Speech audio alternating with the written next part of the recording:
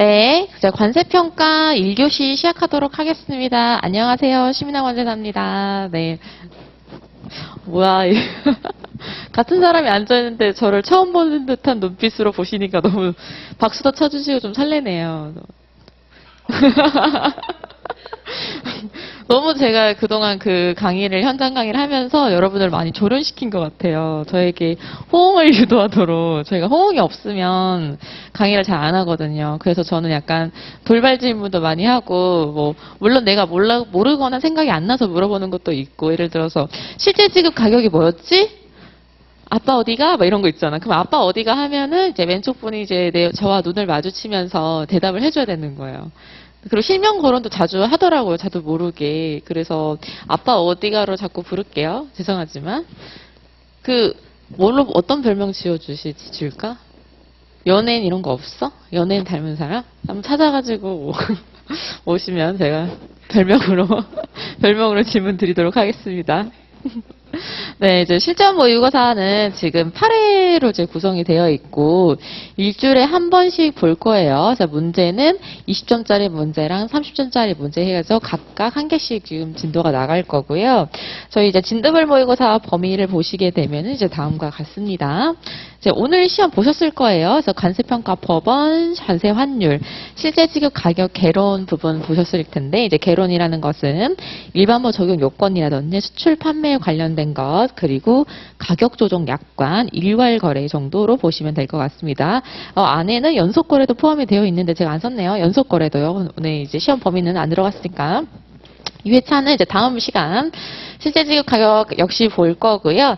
구매자 자기계산 활동 비용, 상계 변제, 제3자 지급 금액 등등에서 마케팅 비용까지 보도록 하는 게 시험 범위입니다. 자, 이렇게 이제 8회차까지 시험을 볼 거고요. 이제 강의 구성 같은 경우에는 일단 약간 중요 핵심 같은 부분들 다시 한번 요약을 해서 좀 전달을 드려보고자 하고, 그리고 20점짜리 문제랑 30점짜리 문제에 대해서 이제 해설을 좀 들어가 볼까 합니다. 이번 강의는 이제 다음년 실제 실전 모의고사에 앞서가지고 이제 문제를 같이 풀어보고, 그러면 어떻게 써야 되는지를 같이 고민하는 강의라고 보시면 될 것 같아요. 그래서, 강의 계획서 보시면은 이제 멘토링이라고 나와 있잖아요. 그 멘토링이 이제는 암기 어떻게 해요? 이제 이 수준은 넘어간 것 같아요. 이제 어떻게 써야 돼요? 라는 부분을 질문을 해줬으면 좋겠어요. 그래서 이렇게 썼는데 뭐 의미가 맞나요? 이렇게 쓰고 싶어요. 혹은 이렇게 목차를 잡나요? 어디서부터 어디까지 좀 공부를 해야 될까? 뭐 이런 디테일, 즉 이제 시험에 실전에 다가오는 이제 학생의 입장으로, 수험생의 입장으로서의 그런 디테일을 살리는 수업이라고 보시면 될 것 같아요. 실제 실전 모의고사를 가게 되면 만남이 없잖아요. 우리가 이제 만남이 없어. 이제 문풀만 들어갈 거니까 내가 이제 개인적으로 이 강의의 장점이라 하게 되면은 이제 문제를 바로 푸시고, 특히 현장 강의 분들은 푸시고 내가 몰랐던 거나 애매했던 거 별표해서 바로 물어볼 수 있는 것들, 그런 부분도 제 중요한 강점이라고 저는 생각이 좀 들어요. 물론 다시 이제 인강을 들으시는 분들도 이제 바로바로 질문을 해주시면은 그런 부분에 있어서 피드백을 받을 수 있는 부분도 강점이지 않을까 싶습니다. 이제 답안 작성 방법에서 간략하게 말씀을 드릴게요. 저희 문제 구성이 50점짜리 문제 하나, 그리고 10점짜리 문제 5개였는데, 이제 작년도부터 30, 20, 30, 20으로 바뀌었어요.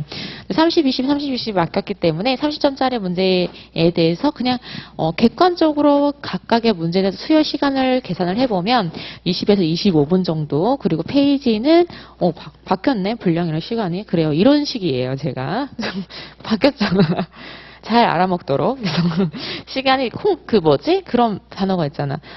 개떡같이 말해도 콩떡같이 알아먹는다. 그런 거, 이제 그런 느낌.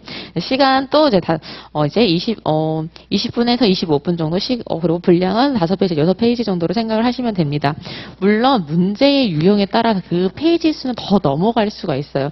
특히 이제 물음 이런 것들을 이제 저희가 보통 구성되어 있는데, 법령 기술 문제가 쫙 나왔어. 예를 들어서 실제 지급 가격과 과세가격 결정 원칙에 대해서 서술하시오, 뭐 이렇게 되어 있는데, 그거는 솔직히 말해서 내가 시험을 합격하고자 하는 수험생 같은 경우에는 모를 수가 없다. 생각을 안 해도 지금 손이 지금 굴러가서 써지는 정도이기 때문에 분량은 더 많아질 수 있죠.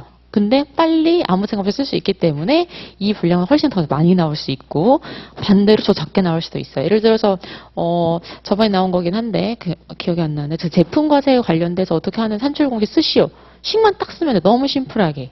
그런 경우에는 당연히 시간이 더 줄어들 수가 있겠죠. 그래서 각각 물음마다 어떻게 분량을 적용하고 포인트를 어떻게 해야 되는지도 이제 우리가 판단을 하는 부분도 같이 갈 겁니다. 첫 번째는 이제 문제를 좀 이제 받았을 때 어떻게 하면 좀 대처를 하는지에 대한 기본적인 것에 대해서 좀 말씀을 좀 드려볼게요. 보통 저희가 관세평가는 뭐 법이라든지 AHS도 요즘 사례형 문제가 좀 나오려고 한다고 하는데 그래요? 그래요? 사례형 문제, 무역실무 이런 게 나오나요? 예를 들어서 철수가 뭐 UCP로 물건을 샀는데 뭐 이렇게 나와요? 안 나와요? 근데 이제 사례형 문제라고 하면은 거의 관세평가는 이게 핵심이라고 보이는 것 같아요. 근데 사례형 문제라고 하더라도 저희가 각각의 물음을 다 잘게 쪼개 놓잖아요. 그래서 실제 사례가 떡하니 특정 문제에 나와 있다고 하더라도 전체 문제가 그 사례를 분석하고 판단하는 문제가 아니에요. 특히 법률 기재 조항이 1개 이상은 있는 것 같아요. 최소. 예를 들어 첫 번째 거래가격 배제 사유를 쓰시오. 물음 2번. 그리고 해당 사례가 뭐 특수관계자 간에 영향이 미쳤는지 여부에 대해서 판단하시오. 뭐 이런다거나. 그래서 이게 법률 기재 문제와 사례형 판단 문제를 같이 좀 가는 형태라고 보실 수 있어요. 그래서 가만히 저번 연도 막 그 문제 어떻게 나올지에 대해서 항상 고민을 했었었는데 오히려 문제 속의 문제라고 해야 되나? 20점짜리라고 해도 그냥 법률 기재를 10점, 그리고 사례 판단 10점이기 때문에 10점짜리 문제, 우리가 어렵다고 생각하는 그 10점짜리 문제 하나밖에 없다. 법률 기재는 우리가 어떻게 보면은 암기를 해서 점수를 따고 들어가는 부분이기 때문에 오히려 10점짜리 문제, 이거 아닌가. 20점짜리 내내 사례형 분석을 다 내는 데는 없을 것 같아요. 지금 일단 문제의 출제 기조로 봤었을 때에는 20점 내내 혹은 30점 내내 각각의 사례를 다 판단하고 분석하고 모든 게 다 그렇게 구성되어 있지는 않을 것으로 판단이 됩니다. 그렇기 때문에 물음을 일단 바로 보신 다음에 이거는 법률 기재 체크 혹은 사례 판단 체크 이 두 가지 진행해 주시면 좋을 것 같아요. 두 번째는 이제 물음마다 이제 배점에다 표시가 되어 있어요. 이제 우리가 지금 시험 보신 물음을만 보셔도 10점, 5점, 5점 되어 있으면 내가 어떤 물음에서 우리가 포인트를 잡아서 더 많이 써야 되는지를 알 수가 있잖아요. 그죠? 그렇기 때문에 내가 시간비, 분량을 투자해야 되는 부분에 있어서 빠르게 판단을 해줘야 돼요. 그 옆에다가 내가 나누기 8 해가지고 이렇게 8분의 1지 3분의 1지 쓰라고 하는 게 아니라, 이거는, 거래가격 배제사유 다 쓰세요. 이거는 내 스피드로 했었을 때는 5분 정도 나오네? 하면서 본인이 나름대로 분량과 본인의 속도를 나름대로 판단을 해봐야 되는 거죠. 그거 어떻게 다 알아요? 여러분에게 6개월이 있어요. 그게 실전 모의고사를 보면서 내 속도와 실력과 이런 걸 판단을 하는 거예요. 내가 쓰는 속도가 느려. 근데 모든 그 법의 문장을 기획, 재정, 운영, 대통령령 이걸 하고 가로까지 다 쓸 수 없어. 이 시간, 이 배점에. 그럼 과감함이 빼셔야죠. 근데 내가 엄청 빠르고 정확한 필체로 쓸 수가 있어. 그러면 완벽하게 제대로 암기엔 자신이 그럼 되도록 완벽하게. 그러니까 본인들의 강점을 살려가지고 수험 생활을 또 준비하는 것도 하나의 방법이라고 좀 생각이 듭니다. 자, 그리고 이제 일반적으로는 이제 법률 기재 문제는 써야 되는 양에 비해서 점수 배점이 좀 낮은 편이고, 그리고 사회형 판단 문제는 써야 되는 분량에 비해서 점수 배점이 높은 편이에요. 예를 들어서 과세 가격을 구하시오 하고 5점. 봐봐요. 거래가격 배제 사유를 다 쓰시오 했는데 5점이에요. 거래가격 배제 사유는 한 장 혹은 막 이렇게 반장, 최소 반장은 나오잖아요. 근데 총 과세 가격을 구하시오. 5점. 총 과세 가격은 10만 달러입니다. 이것만 쓰면 되잖아. 결국엔 쭉 봤을 때. 근데 그게 5점이야. 그래서 배점마다 분량도 분량이지만 어떤 것에 포인트 돼서 되어 있는지, 특히 사례형 판단 문제는 양보다는 진로 승부를 하기 때문에 그 판단 자체가 틀리게 되면은 그 배점에서 날아갈 수가 있다라는 부분도 있습니다. 자, 목차 잡기는 이제는 목차 잡는 부분을 많이 어려워하시는 친구들은 없을 거라고 생각이 들어요. 당연히 뭐 다른 수업 시간에서도 말씀을 많이 들었을 거고, 그리고 여러 가지 쪽지 시험을 통해서 이제 알고 있었기 때문에 너무 어려워하지 마시고 항상 말씀드린 것처럼 물음의 순서대로 목차를 잡아달라고 얘기를 드립니다. 자, 저희가 이제 만약에 시험을 오늘 봤던 거에 대한 목차는 이제 그 모범 목차는 다음과 같고요. 그 뭐 의의는 꼭 써야 되나요? 라고 하시는 부분이 있어요. 의의가 점수가 나가나요? 했었을 때 저는 의의가 그 실제 내가 기재해야 되는 그 내용의 10% 이하여야 된다라는 거죠. 예를 들어서 내가 답안을 성실하게 썼는데 그게 5줄이야. 그러면은 진짜 간단하게 한 줄만 딱 써줘야 된다라는 거죠. 그래서 의의에 너무 모든 걸 갈아 넣었다. 이거는 너무 출제자의 의도와 빗나간 답안이라고 볼 수가 있고, 본인이 그 문제에서는 의의를 엄청 잘 썼기 때문에 100점 만점을 받을 수 있겠지만 다음 문제를 못 풀 수가 있다. 이 부분을 유념하셔야 됩니다.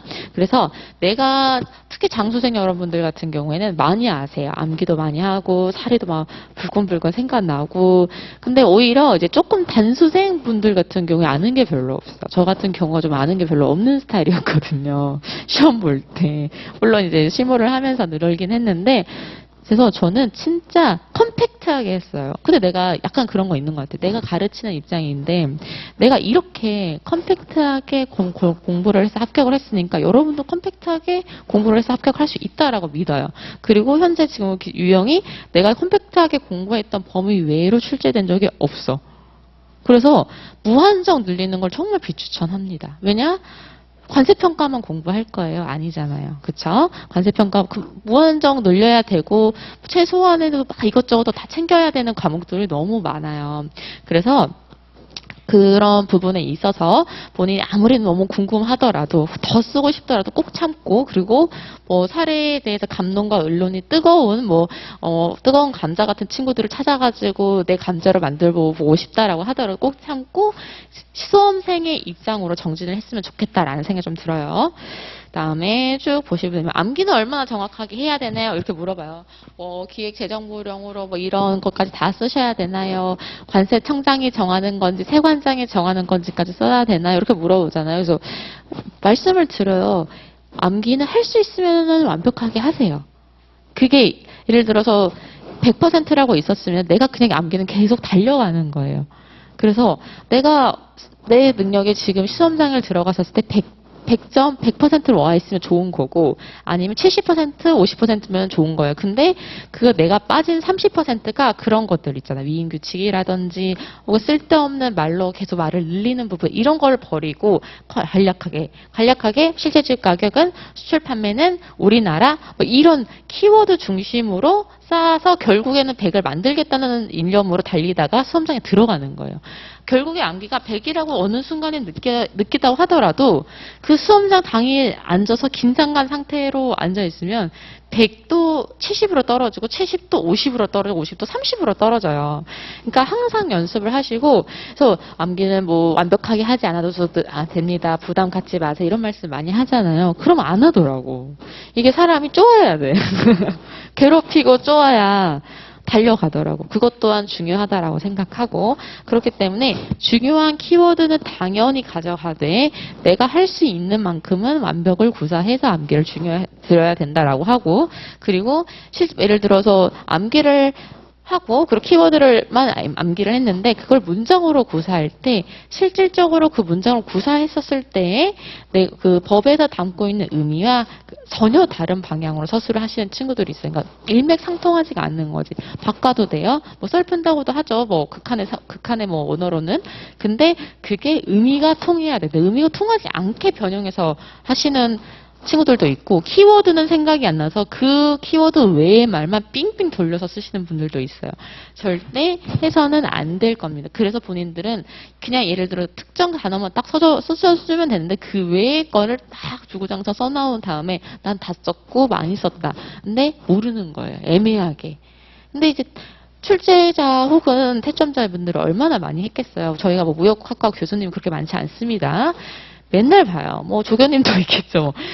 맨날 똑같은 답안을 보는데 얘네들이 알아서 썼거나 몰라 썼거나 더하여 쓰고 싶어서는 다 티가 날 거잖아요. 그렇기 때문에 이 부분은 유념하셨으면 좋겠다. 마지막으로 포함을 안 시키는 글씨체 부분입니다. 저는 글씨체를 되게 강조를 드리고 싶어요. 이게 이쁜 글씨체가 아니라 가독성이 좋아야 된다라고 말씀을 드리고 싶은데, 채점을 하면 내가 이 친구의 마음이 돼서 빙의를 한 다음에 점수를 주려고 그 단어가 무엇일까를 곰곰이 생각하게 만드는 친구들이 있어요. 그러니까 예를 들어서 글씨가 가격을 쓰면 가격 이렇게 써줘야 되잖아. 그러면 이렇게 써. 예를 들어서 이렇게 쓴다고 쳐. 그러니까 왜냐면 이렇게 쓰니까. 그럼 이거를 나는 뭘로 판단해야 될까? 근데 그 흐름상 이거겠지. 근데 그게 이런 단어가 딱 하나 나왔어. 그럼 실제 지금 그거 쓰려고 했겠지라고 했는데 엄청 많아. 그러면 출제자가 그 채점자가 화가 나겠죠. 요새 말로는 빡친단 말이지. 그래서 이런 여지를 주면 안 돼. 정말 편안하게 딱 봐도 이제 먹기 좋은 그 떡이 보기도 좋다? 아니, 보기 좋은 떡이 먹기도 좋다. 이렇게 얘기를 하잖아요. 미안, 웃어? 하잖아요. 그래서 처음 시험지를 받았을 때 깔끔하게 형식적으로 정리된 시험지를 받으면 기분도 좋고 내가 편하게 채점할 수 있다. 이런 생각도 들어요. 그래서 만약에 만약에 이 모든 부분이 다 준비가 됐다면 글씨체까지도 함께 신경을 써주면 좋겠다라는 거예요. 그래서 저는 조금 글씨를 크게 썼던 것 같아요. 크게. 그리고 띄어쓰기를 조금 했으면 좋겠어요. 조금이라도. 그러니까 예를 들어서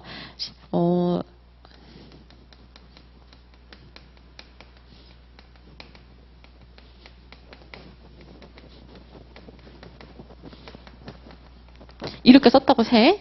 갑자기 이 단어 문장에 생각난 거는 왜인지 모르게 세관을 많이 다녀온 것 같기도 하고 이거지. 그래서 이런다고 쳐. 근데 이렇게 쓰는 것보다